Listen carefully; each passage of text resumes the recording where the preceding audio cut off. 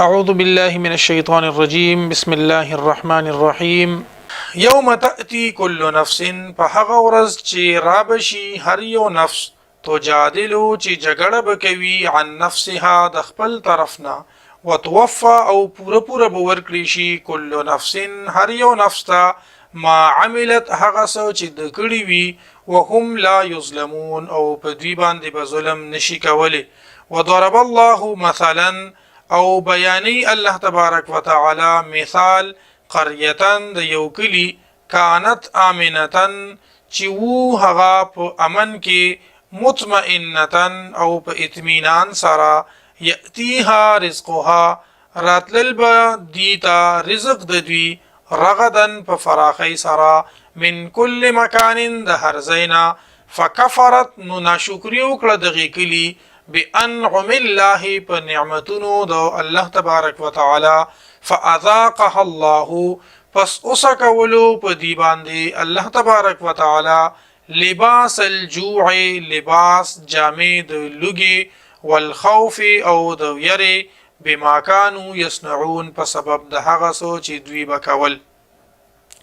ولقد جاءهم او خامخا راغلیو دوی ته رسول منهم رسول د دوینا فكذبوه نو پس دی نسبت د دروغ او کو هغه ته فاخذهم العذاب پس اونی ول دی لرا عذاب وهم ظالمون او ودوی ظالمان فكلوا پس خری مما د هغه سنا رزقكم الله چې درکړي دي تاسو ته الله تعالی حلالا طيبا حلال او پاکیزه واشکروا نعمت الله او شکر ادا کوي د نعمتونو د الله تعالی ان کنتم کچری تاسو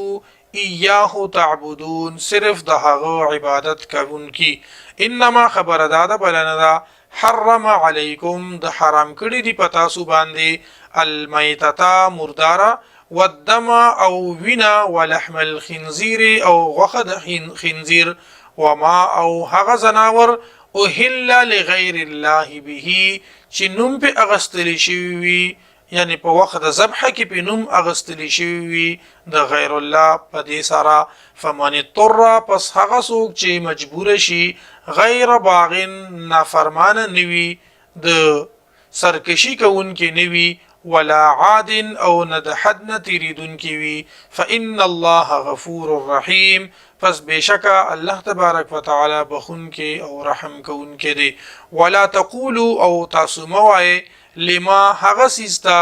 تصفو السنتکم چې بیانوي جبستاسو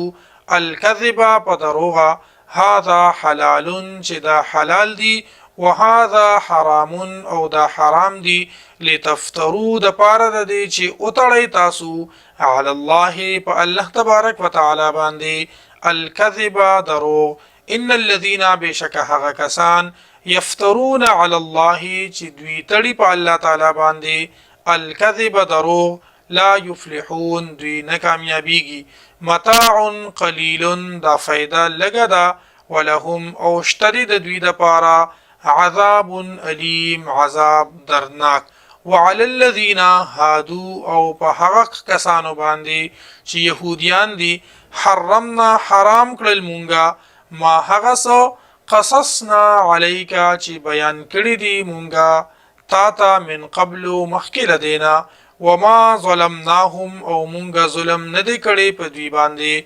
ولكن كانوا انفسهم لیکن دی په خپل ځانونو باندې یظلمون چې ظلم یې کولو ثم ان ربک بیا بشکا ربستا للذین د هغه خلقو د پاره عملوا السوء چې عملونه کړی دي بد بجهالتن پنا پویتیا سره ثم تابوا بیا دی توبه وباسي من بعد ذلك پس د دینا واصلحوا او اصلاح وکي ان ربک بشک ربستا من بعدها پس د دینا لغفور خامخا بخون کې دی رحیم او رحم کون کې دی